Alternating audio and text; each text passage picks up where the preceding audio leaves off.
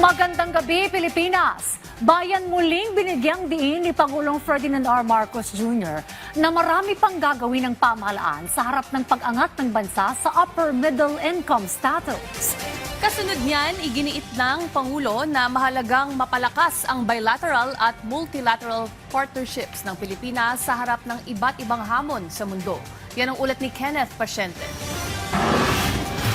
Sa joint press con kasama si Prime Minister Mark Carney, natanong si Pangulong Ferdinand R. Marcos Jr. hinggil sa pagiging upper middle income na bansa ng Pilipinas. Binigyang diin niya na sumasalamin ito sa mga reformang ipinatupad ng pamahalaan para gawing mas kaakit-akit ang bansa sa mga namumuhunan. Gayunman sinabi ng Pangulo na bagaman mahalaga ang pag-angat na ito, malinaw na marami pang kailangang gawin para tuluyang mapalakas ang mga sektor ng ekonomiya. We certainly still have a ways to go.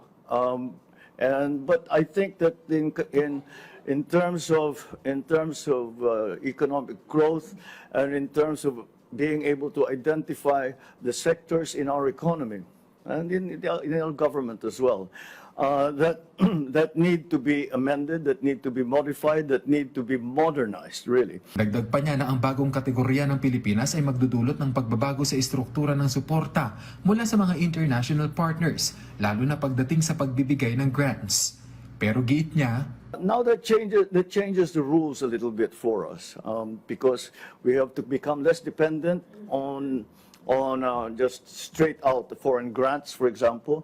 I do not worry. We were discussing this earlier today, and I don't think that it will lead to an increase in interest rates for loans, for example, but we do believe the effect will be on the grants that are given. Nangangahulugan lamang din anya ito na nakita na ng World Bank ang kakayahan ng Pilipinas na hindi na nakadepende ang bansa sa mga grant mula sa ibang bansa. Samantala, ipinunto rin ng Pangulo ang kahalagahan ng pagpapalakas ng bilateral at multilateral partnership sa gitna ng patuloy na pagbabago sa geopolitical landscape. Ayon sa Pangulo, nagkakaisa ang Pilipinas at Canada sa paninindigan na dapat pang palakasin ang kooperasyon ng mga bansang naninindigan sa international law at sa isang rules-based international order. Bagamat mahirap anyang matiyak kung sapat ang kasalukuyang mga kasunduan upang matugunan ang mga hamon sa hinaharap, mahalagang magkaroon anya ng matibay na ugnayan at aktibong komunikasyon sa mga partner countries upang sama-samang mapanatili ang katatagan at kapayapaan.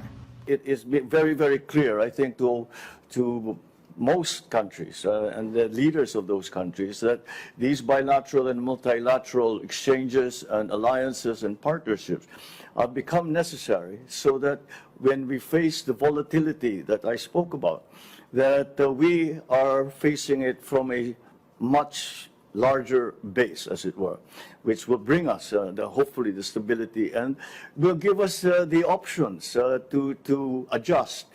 We have two differing forces that we have to balance here.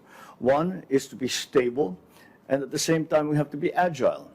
Mula rito sa Vancouver, Canada, Kenneth Pasyente para sa Bayan.